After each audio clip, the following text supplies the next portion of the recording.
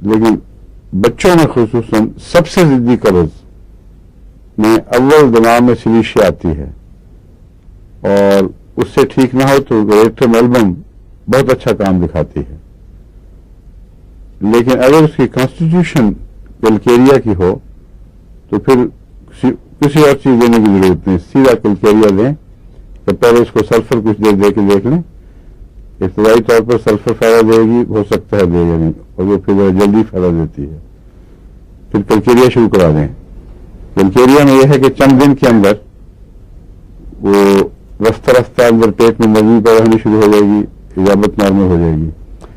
لیکن اس قسم کی دوا نہیں ہے کہ ادھر دیا اور ادھر اجابت ہو گئی،